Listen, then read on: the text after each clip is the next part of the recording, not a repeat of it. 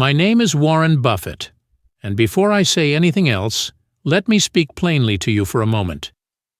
If you are serious about not being poor anymore, if you are serious about thinking clearly about money instead of reacting emotionally to it, then I would really encourage you to stay close to this channel and subscribe. Not because anyone here is offering shortcuts, and certainly not because there's anything fashionable about this conversation, but because financial discipline is built through repetition. You don't learn how to handle money from one good idea.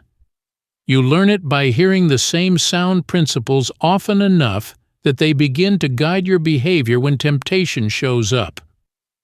And over the years, I've learned that people who consistently expose themselves to clear thinking tend to make fewer expensive mistakes. You see, money has a way of punishing impatience quietly and rewarding discipline just as quietly. And most people don't lose financially because they lack intelligence. They lose because they never slow down long enough to think clearly. So if what you want is long-term clarity, not excitement, then staying with this channel will serve you well. Now, let me also say this early so there's no confusion. What I'm sharing today is educational commentary based on principles I've discussed publicly over the years. It's not personal financial advice. It's simply the way I've learned to think about money after watching people succeed and fail with it for a very long time. I've spent most of my life observing how people behave around money, and one of the most striking things I've noticed is that getting rich is rarely about doing something brilliant. More often, it's about avoiding a handful of very ordinary mistakes for a very long time. That may not sound exciting, but it's true. Wealth is built quietly, and it's usually destroyed quietly as well. Most people think the problem is that they don't earn enough. And while income matters, behavior matters far more. I've watched people with very high incomes struggle financially, and I've watched people with modest incomes build real security. The difference was never IQ. It was discipline, patience, and the ability to say no to things that felt harmless in the moment. Let me tell you something I've learned over the years. Every dollar you spend is not just a dollar gone. It's a decision about your future. It's a choice between immediate comfort and long-term freedom. And most people don't realize how often they make that choice without thinking. Matter of fact, many of the things people buy that keep them poor are things society encourages them to buy. They're not reckless purchases, they're normal ones. And that's what makes them dangerous. When a behavior is normalized, people stop questioning it. And when you stop questioning your spending starts controlling you. I've watched this happen again and again. People reward themselves before they've built a foundation. They upgrade their lifestyle before they've built any margin. They confuse looking successful with being secure. And those decisions don't hurt immediately. That's the trap. The consequences arrive years later, when options are limited and pressure is high. Over time, I've come to believe that the real enemy of wealth isn't risk. It's comfort. Comfort makes people stop paying attention. It makes them justify decisions they would never make if they were thinking long-term. And once comfort becomes a habit, it's very expensive to undo. You see, money responds to how you treat it. If you treat it casually, it leaves. If you treat it with respect, it stays and grows. Compounding works both ways. Good habits compound into freedom. Bad habits compound into stress. I don't want you to think of this conversation as a lecture. Think of it as a long, quiet talk from someone who has seen cycles come and go. I've seen booms, crashes, manias, and panics. And through all of it, the same behaviors produce the same outcomes. People who stayed patient, disciplined, and focused on long-term value did well. People who chased excitement and comfort usually didn't. As we go on, I want you to listen not just to the words, but to the perspective behind them. This isn't about denying yourself joy. It's about deciding which kind of joy you want. Short-term pleasure or long-term peace. Because in the end, those two rarely come from the same decisions. And with that in mind, let me talk to you about why so many people stay poor without realizing it, and why stopping certain buying habits can change the entire direction of your financial life. And when I talk about staying poor without realizing it, I want to be very precise, because this isn't about blame. It's about awareness. Most people don't wake up one morning and decide to make bad financial decisions. They simply repeat small behaviors that feel reasonable, familiar, even deserved. And over time, those behaviors quietly compound in the wrong direction. You see, compounding doesn't care whether the habit is good or bad. It just amplifies whatever you repeat. If you consistently allocate capital toward things that produce no future value, the math will work against you just as reliably as it works in your favor when you invest wisely. That's something I've seen play out over decades, across every income level. Let me tell you something I've noticed again and again. People tend to focus on the big financial decisions, the dramatic ones. Buying a house, making an investment, changing jobs. But those moments are rare. What really shapes your financial life are the small, everyday decisions that never feel important enough to question. The things you buy without thinking, the expenses you normalize, the commitments you accept because everyone else seems to accept them too. Most people underestimate opportunity cost. They look at the price of something and ask whether they can afford it today. Very few people ask what that money could become if they left it alone. And that second question is the one that actually matters. Every dollar you spend today is a dollar that won't compound for you tomorrow. That doesn't mean you should never spend money. It means you should be deliberate about it. Capital allocation isn't just for businesses, it's for individuals too. Where you send your money determines what kind of future you build. I've learned over the years that wealth is often the result of subtraction, not addition. It's about removing the habits that drain your future before trying to add new income streams or clever strategies. People want complexity.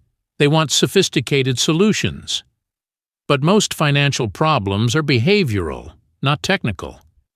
Matter of fact, many people who struggle financially already know what they should be doing. They don't need more information. They need fewer excuses. And excuses are easy to find when spending feels justified. One of the most dangerous justifications people use is the idea that they deserve something because they've worked hard. Now, I don't doubt that people work hard, but money doesn't respond to effort alone. It responds to discipline. You can work very hard and still make decisions that undermine your future if you don't respect how money behaves over time. I've watched people treat money as a reward instead of a tool. They reward themselves before they've built any margin, before they've established any financial resilience. And once you do that consistently, your lifestyle starts depending on income staying high forever. That's a fragile position to be in. Let me explain it another way. Financial security isn't about how much you make in a good year. It's about how well you can handle a bad one. And the people who struggle most during downturns are often the ones who looked most successful during the boom. Not because they were foolish, but because they confused income with safety. Safety comes from margin. Margin comes from restraint. And restraint is not something society praises. In fact, society often does the opposite. It celebrates consumption. It encourages upgrades. It equates spending with success.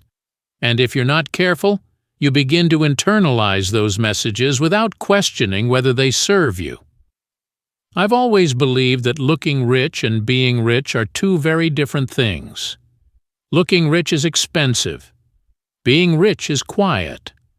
Looking rich requires constant spending to maintain appearances. Being rich requires patience and a willingness to delay gratification. And the longer I've watched people navigate money, the more obvious that distinction has become. You see, the market doesn't care how you look. It cares how you behave, and behavior is shaped by habits. If your habit is to spend first and think later, money will never stay with you long enough to work. I've also noticed that people tend to underestimate how long life is. They make decisions as if the next few years are all that matter. But money decisions echo for decades. The earlier you interrupt compounding, the more expensive it becomes to recover later. That's why some of the most damaging purchases aren't the ones that feel reckless.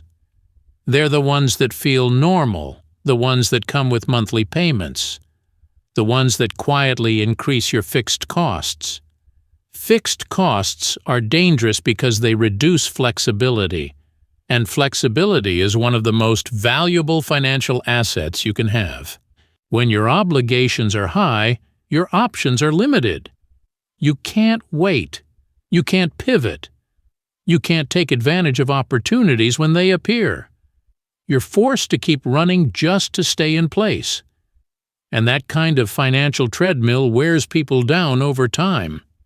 I've seen people with great potential lose years of their lives simply because their spending choices locked them into paths they didn't really choose. They didn't decide consciously. They drifted. And drift is one of the most expensive ways to move through life. You don't need to be perfect with money. You just need to be intentional. And intention starts with recognizing which buying habits are quietly working against you. Not the obvious luxuries, but the subtle ones. The ones that feel harmless. The ones everyone else tells you are normal. As we go deeper, I want you to keep one idea in mind. Financial freedom isn't about deprivation, it's about alignment. It's about making sure your present behavior supports your future goals instead of sabotaging them. And once you start seeing money that way, certain purchases begin to look very different. They stop feeling like rewards and start feeling like trade-offs. And that shift in perspective, more than any clever strategy, is what separates people who build lasting wealth from those who spend their lives chasing it. Let's keep going. Now, as we move forward, I want to slow the pace just a little because this is where people usually rush. And rushing when it comes to money is almost always expensive. You see, most financial trouble doesn't come from not knowing what to do. It comes from acting before you've thought something all the way through. I've watched people make perfectly reasonable decisions in isolation that, when repeated over time, quietly put them in a position they never intended to be in. One of the hardest things for people to accept is that money is deeply emotional. We like to think we're logical when we spend, but emotions usually get there first. Logic comes later, often as a justification. And once a purchase is justified emotionally, it becomes very difficult to evaluate it objectively. I've learned over the years that behavior matters far more than intelligence when it comes to building wealth. Some of the smartest people I've met have made very poor financial decisions, not because they lacked knowledge, but because they couldn't control their impulses. Meanwhile, I've seen people with very average intelligence do extraordinarily well simply because they were patient and disciplined. Patience, by the way, is one of the most misunderstood concepts in finance. People think patience means doing nothing. That's not true. Patience means waiting for the right moment and having the discipline to ignore the wrong ones, and that applies just as much to spending as it does to investing. Let me tell you something I've observed repeatedly. When people start earning more, they often feel a quiet pressure to prove that increase to the world. They upgrade things not because those things add value to their lives, but because those things signal progress to others. And signaling progress is expensive because it never ends. There's always a higher level to signal. That's why I've always said that the most dangerous words in finance are, "I can afford it." Affordability is not the same as wisdom. Just because you can pay for something doesn't mean you should. The question you should be asking is whether that purchase improves your long-term position or weakens it. Most people don't ask that question because the answer is uncomfortable. It forces you to think about opportunity cost, and opportunity cost is invisible. You don't see the future value you gave up. You only see the present comfort you gained. And present comfort is very persuasive. I've watched this play out in every economic environment. In good times, people stretch. In bad times, they regret stretching. And the cycle repeats because lessons aren't learned when things feel easy. One of the reasons I've always favored simplicity is that it reduces the number of decisions you have to make. Every decision is a chance to make a mistake. The more decisions you make under pressure, the more likely you are to choose convenience over quality. And convenience over time is far more expensive than it looks. You see, convenience has a habit of turning into a lifestyle. It starts as an occasional choice, then becomes a default. And once it becomes a default, it quietly raises your cost of living without raising your quality of life by the same amount. That gap is where financial stress grows. I've noticed that people rarely connect their stress to their spending habits. They attribute it to work, to the economy, to circumstances. But when you look closely, a lot of that stress comes from commitments that were made casually and are now difficult to reverse. Financial freedom is largely about flexibility, the ability to say no, the ability to wait, the ability to change direction when circumstances change. And flexibility disappears when your lifestyle consumes all of your income. That's why fixed costs are so dangerous. They don't adjust easily. They lock you into a certain level of performance. And when performance dips, as it inevitably does at some point, pressure takes over. I've seen people with tremendous talent and drive lose confidence simply because their financial obligations left them no room to breathe. They weren't failing in their careers. They were failing to manage their cost structure. And when your personal finances resemble a highly leveraged business, the margin for error is very small. One thing I've always tried to do is leave room for the unexpected. Markets change. Industries change. Health changes. Life happens. When you plan as if nothing will ever go wrong, you're not being optimistic. You're being vulnerable. That's why I believe so strongly in maintaining a margin of safety, not just in investing, but in life. A margin of safety gives you time, and time is the most valuable asset you can have when things don't go according to plan. I've watched people make themselves fragile by buying things that require constant income just to maintain. And fragility doesn't show up immediately. It shows up when something shifts, when a job changes, when an expense appears, when the economy tightens. And by then, options are limited. Most people don't realize that wealth is often about what you avoid more than what you pursue. Avoiding bad habits, avoiding unnecessary leverage, avoiding lifestyle inflation, avoiding decisions that feel good today but cost you dearly tomorrow. There's nothing glamorous about that. It doesn't make for exciting stories, but it works. And it works quietly, the way compounding always does. I've also learned that repetition is essential. You don't internalize these ideas the first time you hear them. You internalize them when you hear them often enough that they start to influence your behavior automatically. That's why staying close to thoughtful conversations about money matters. Not because you need new information, but because you need reinforcement. As we continue, I want you to think less about what you could add to your financial life and more about what you could remove. Removing unnecessary expenses, removing pressure, removing habits that don't serve you. Subtraction creates clarity. And clarity leads to better decisions. We're not finished yet. There's more to unpack, especially when it comes to the specific buying habits that quietly keep people from building real wealth. And those habits are far more common than most people realize. Let's keep going. Now, when I talk about buying habits, I want to be careful here, because people often hear criticism where none is intended. This isn't about judgment. It's about consequences. Money is very honest in that way. It doesn't care about intentions. It responds to behavior. And behavior, repeated over time, produces predictable results. One of the things that keeps people stuck financially is that they evaluate purchases in isolation.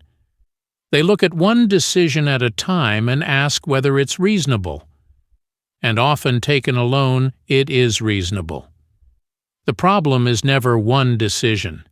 It's the pattern those decisions create. I've watched people commit to expenses that feel small, manageable, even harmless. A payment here, a subscription there, an upgrade that seems modest compared to their income.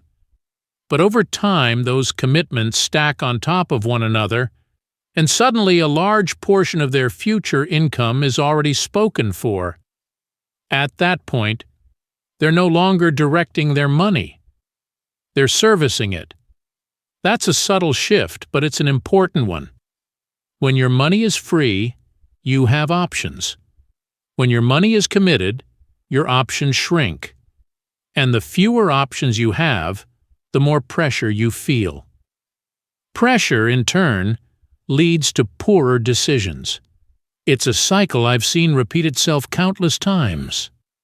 You see, people often underestimate how powerful fixed costs are. Variable expenses can be adjusted.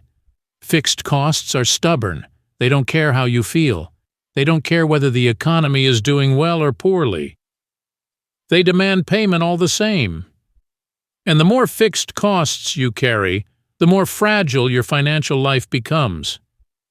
I've always tried to live in a way where a temporary setback wouldn't force a permanent decision. That's not about pessimism.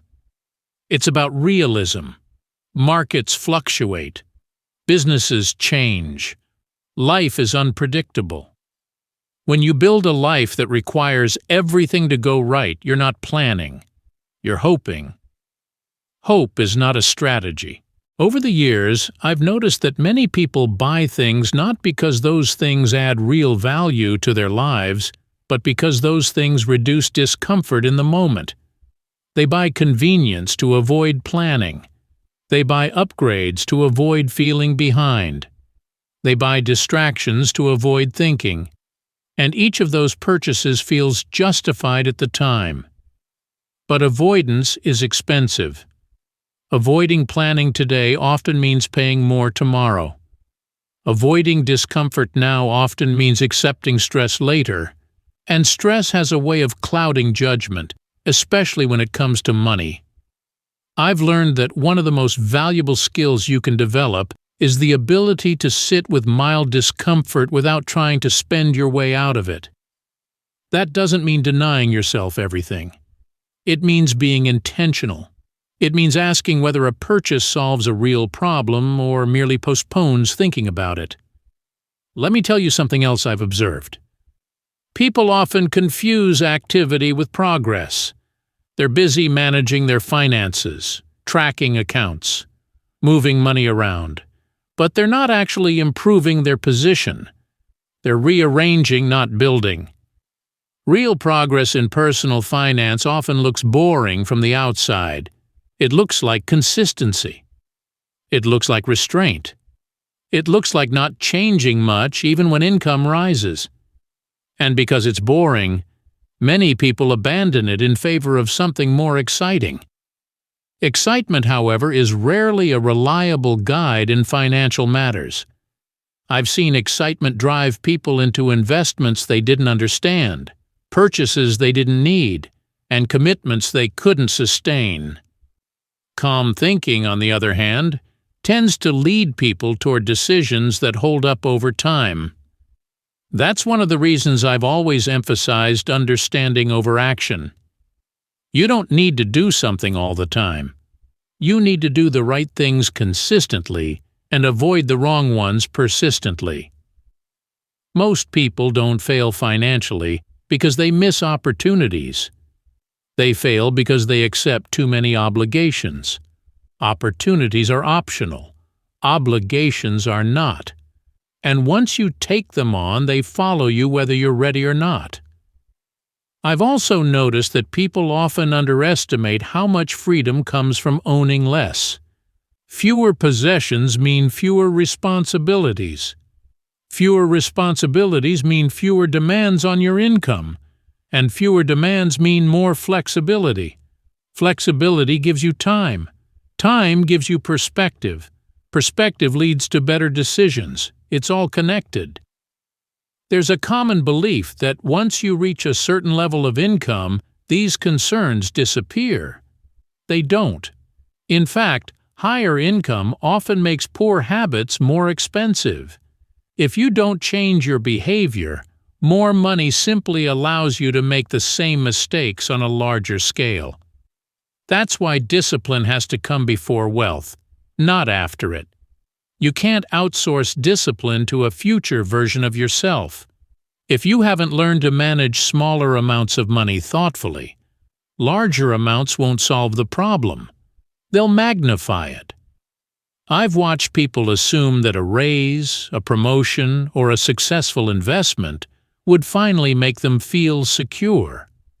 And then, when it arrived, they found that the feeling didn't last, because security isn't a number, it's a relationship with money. And that relationship is built through habits. One of the habits that consistently undermines people is buying things that make them feel successful rather than things that actually make them secure. The feeling fades quickly. The cost does not.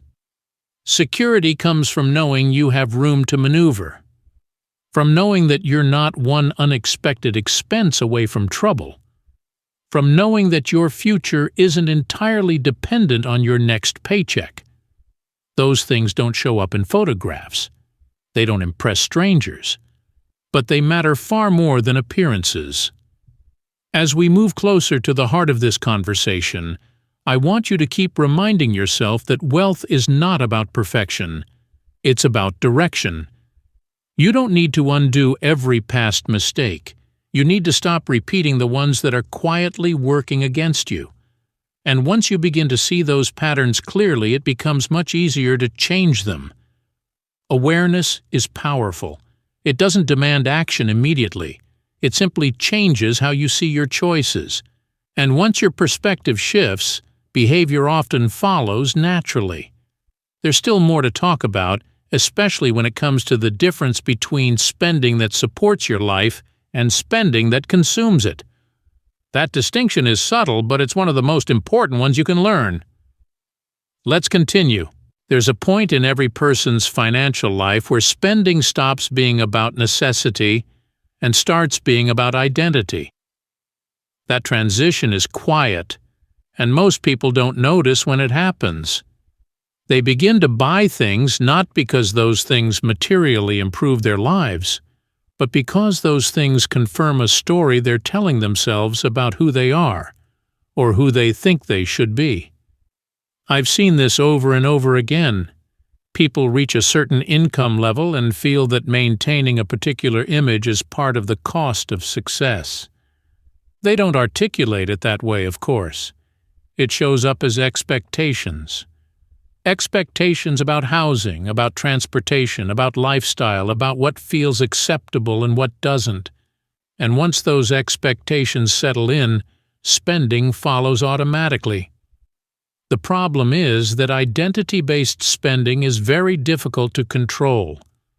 When a purchase becomes tied to how you see yourself, questioning that purchase feels personal. It feels like doubt, and people don't like to doubt themselves. So instead of examining the decision, they defend it. Over time, that defense becomes expensive. One of the lessons I learned early is that money is most powerful when it's quiet. Quiet money gives you choices. Loud money demands attention and upkeep. And the louder your lifestyle becomes, the more income it requires just to keep things the same. That's why I've always believed that simplicity is underrated. Simplicity lowers your baseline. And when your baseline is low relative to your income, almost everything becomes easier. Saving becomes easier. Investing becomes easier. Handling surprises becomes easier. Most people do the opposite. They raise their baseline as soon as they can. And once a baseline rises, it rarely comes back down without pain. You can raise your standard of living in a single decision. Lowering it usually takes months or years and often comes with emotional resistance. I've watched people cling to lifestyles they can no longer comfortably afford because letting go feels like failure. But holding on often costs far more than letting go ever would. Another thing I've noticed is that people often confuse progress with motion.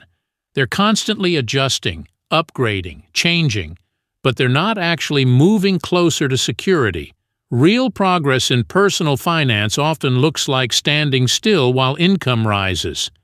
And that kind of progress is invisible, which is why it's unpopular. Invisible progress doesn't get applause, but it produces results. I've also learned that money problems tend to cluster. Once you make a few decisions that reduce your margin, stress increases. Stress leads to quicker decisions. Quicker decisions tend to favor convenience and relief over long-term benefit. And before you know it, the situation reinforces itself. Breaking that cycle doesn't require brilliance, it requires slowing down. Slowing down gives you space to think. Space to consider whether a purchase aligns with what you actually want long-term. Space to ask whether you're solving a real problem or just avoiding discomfort. You see, discomfort isn't always a signal to act. Sometimes it's a signal to reflect. And reflection is where better decisions come from. I've watched people spend money to avoid feeling left out, behind, or uncertain. But money spent to manage emotions rarely produces lasting satisfaction. The emotion returns. The bill stays. That's one of the reasons I've always encouraged people to separate spending decisions from emotional states. Don't make big commitments when you're tired. Don't upgrade your lifestyle when you're feeling insecure. Don't buy convenience simply because you're overwhelmed. Those moments are when discipline matters most. Discipline, by the way, is not about denial. It's about prioritization. It's about deciding which comforts are worth paying for and which ones quietly undermine your future. I've noticed that people who build lasting wealth tend to be very selective about what they say yes to. They don't feel the need to participate in everything. They don't feel pressure to keep up. They're comfortable letting opportunities pass if those opportunities don't align with their goals. That comfort with missing out is a powerful advantage. Most people think opportunity is rare and that they must grab it whenever it appears. In reality, bad opportunities are far more common than good ones, and the ability to say no is often what protects capital long enough for the right opportunity to arrive. The same applies to spending. Not every upgrade improves your life. Not every purchase adds value. And the more selective you become, the more control you gain. I've also learned that financial peace comes from knowing your life doesn't depend on perfect execution. When your cost structure is reasonable, mistakes are survivable. When it isn't, even small errors can have lasting consequences. That's why I've always favored resilience over optimization. People spend a lot of time trying to optimize their finances, squeezing out small gains while ignoring the larger risks created by overcommitment.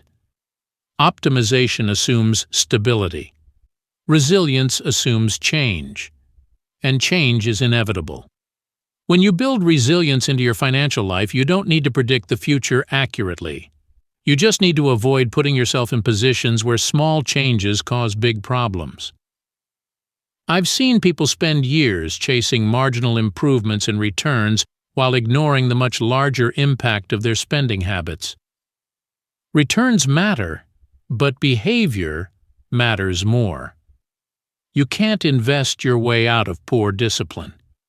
That's why, when people ask me for advice, I often talk more about what to avoid than what to pursue. Avoid unnecessary leverage. Avoid lifestyle inflation. Avoid commitments that limit flexibility. Avoid decisions that require constant income growth to sustain. Those avoidances don't feel productive, but they're protective. And protection is what allows wealth to compound quietly over time. As we continue, I want you to keep reminding yourself that the goal isn't to live smaller forever. The goal is to live intentionally long enough that you can choose freely later. Freedom is not the result of indulgence.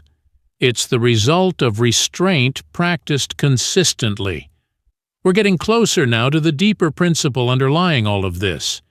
And once you understand that principle, many financial decisions become simpler, not because the choices disappear, but because your priorities become clearer. Let's keep moving. There's a deeper idea underneath everything we've been talking about, and it's one that took me a long time to fully appreciate. Money doesn't just measure what you can buy, it measures how much control you have over your time, your attention, and your choices. And when you spend without intention, you slowly give that control away. I've watched people trade away years of their future freedom for comforts that lasted a few weeks or a few months. At the time, those trades didn't feel dramatic. They felt reasonable. But the cumulative effect was enormous. That's the part people miss. They evaluate decisions at the moment they're made, not at the moment the consequences arrive. One of the most important lessons I've learned is that money magnifies behavior. If you're thoughtful, patient, and disciplined, money amplifies those traits. If you're impulsive, reactive, or emotionally driven, money amplifies that too. It doesn't correct behavior, it reveals it. That's why waiting until you have more money to become disciplined rarely works. Discipline has to come first. Otherwise, increased income simply gives you more room to repeat the same patterns. I've also noticed that people tend to underestimate how much peace of mind is worth. They chase higher income, higher status, higher consumption, but they don't factor in the stress those things often bring with them. And stress is expensive. It clouds judgment. It shortens time horizons. It pushes people toward short-term solutions that create long-term problems. Peace of mind, on the other hand, comes from knowing that your financial life isn't fragile, that you don't need everything to go right for things to be okay, that one setback won't unravel years of effort. That feeling doesn't come from flashy purchases. It comes from margin. Margin is what allows you to sleep well at night. It's what allows you to make decisions based on what's right, not what's urgent. And it's built slowly, through restraint that often goes unnoticed by others. I've spent decades watching markets move, and one thing has always been clear to me. The people who do best over time are not the ones who react the fastest. They're the ones who think the clearest. And clear thinking requires space. Space comes from not being financially stretched. When your financial life is crowded with obligations, there's no room for clear thought. Everything feels immediate, everything feels pressing. And in that environment, long-term thinking becomes very difficult. That's why I've always believed that one of the greatest advantages you can give yourself is simplicity. A simple financial life is easier to understand, easier to manage, and easier to adjust when circumstances change. Complexity often masquerades as sophistication, but more often than not, it's just a source of hidden risk. I've seen people accumulate complexity in their lives through spending. More things to manage, more payments to remember, more commitments to maintain. and each layer of complexity reduces flexibility just a little bit more.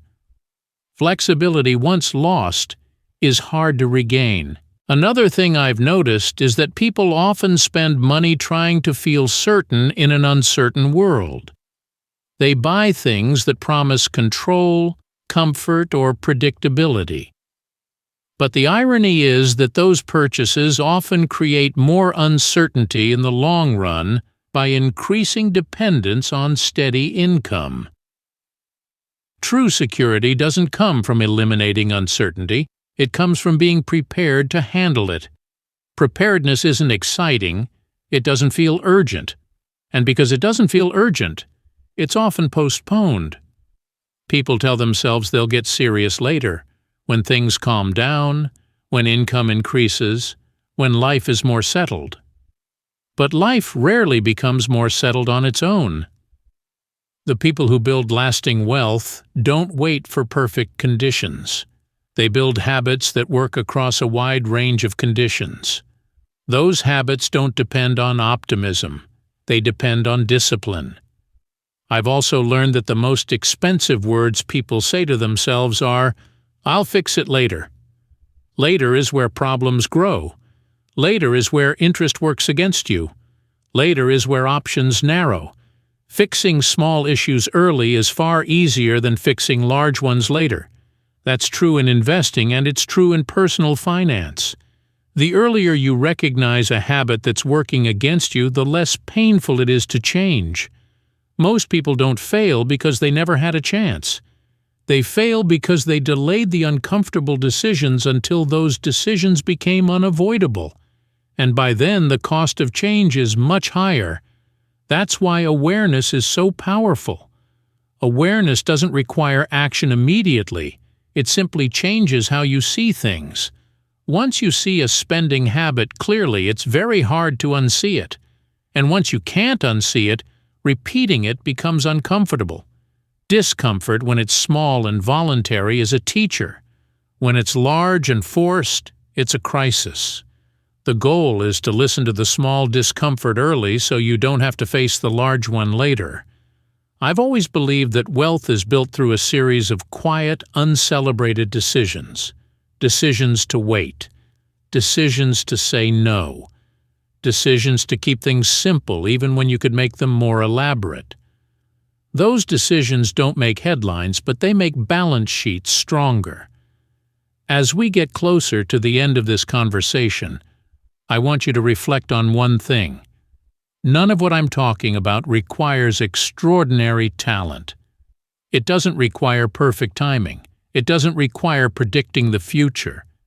It requires respect for how money works and humility about how easily behavior can undermine good intentions. If you can develop that respect and that humility, many of the mistakes that keep people poor simply stop happening.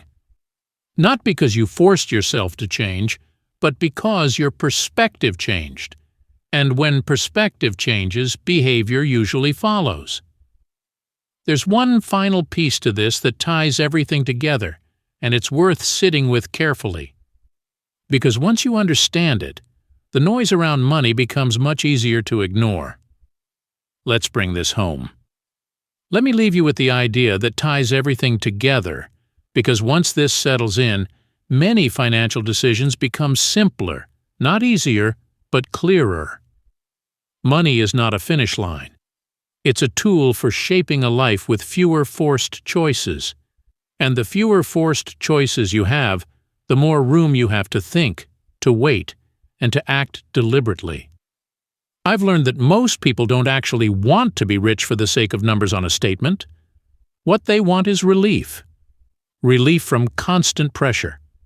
Relief from uncertainty. Relief from the feeling that one mistake could undo years of effort. That relief doesn't come from buying more. It comes from needing less.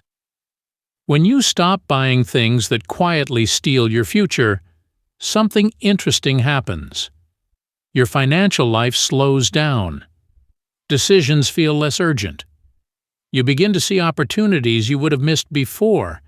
simply because you're no longer rushing to keep up with obligations you didn't really need. I've watched people reach a point where they realize they're no longer afraid of small setbacks. And that moment changes how they think about everything. They negotiate differently. They invest differently. They plan differently. That confidence isn't loud. It doesn't announce itself. But it's powerful. The truth is, wealth doesn't arrive with fireworks. It arrives quietly, after years of behaving in a way that favors tomorrow over today. And the people who get there often look ordinary along the way. They're not flashy. They're not constantly upgrading. They're simply consistent. Consistency is underrated. It doesn't feel heroic, but it works. And it works because money responds to time and behavior more than it responds to brilliance. If there's one habit I'd encourage you to build, it's the habit of pausing before spending. Just a pause. Long enough to ask whether this decision moves you closer to the life you want or pulls you further away. That pause, practiced repeatedly, can save you more money than any clever strategy ever will. You don't need to be perfect. You don't need to undo every past decision. You just need to stop repeating the ones that quietly work against you. Over time, that alone changes everything. I've spent a lifetime watching people navigate money, and the pattern has never changed. Those who respect compounding, discipline, and restraint eventually gain freedom.